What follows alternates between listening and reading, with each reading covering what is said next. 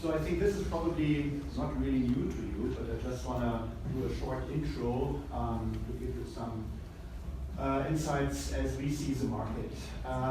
Yeah, I mean, streaming is everywhere. We heard about this already, whether it was Spotify or Mixcloud in the morning. We are seeing the same development. And the question is not, do you own your content? The question is, how do you get your content? Where do you get your content? And as we heard in the morning, there are around 200 million different music titles available through streaming offerings. That's a huge development. And what did they also say? They expect up to 1 billion over the next few years. Amazing number. But on the other side, also the point that there is that the costs are going down, and you get the data flat rate is also pushing the development. Smart home. Do you remember at home you had a receiver and 2 loudspeakers? So that was happened in the past. What's happening today? You have your Sonos loudspeaker system all over your apartment, your house, serving different rooms with one app, serving, as I already said, millions of titles. So that's another huge change in the industry. And also connected cars. I just heard that, for example, RDE17, a German aggregator, is working with VW to connect their app, their aggregator function into the cars, into the industry. That's also a big change. And my favorite point on this slide is what we call the headphone revolution. So there is a big change.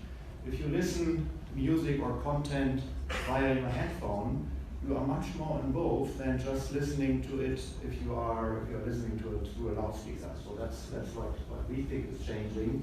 And on the other side, especially for advertisers, the big point is we are able to send specific advertising to every user. So that's a one-to-one communication. We can do this geo-based, so we can serve an ad.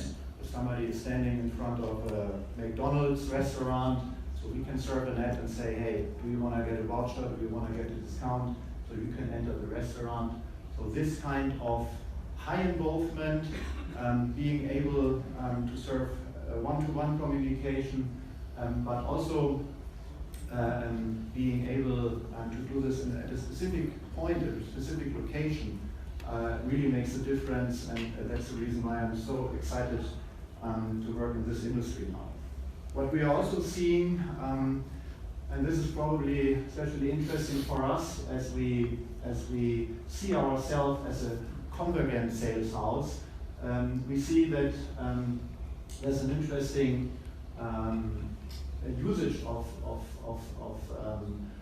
FM radio, but also online audio radio throughout the day. So what we are seeing here is the curve of the usage, and we can see that FM radio has the first peak early in the morning, but what is more interesting to see that throughout the day, digital audio is staying strong, and it's in comparison to FM radio, it's stronger, especially in the evening.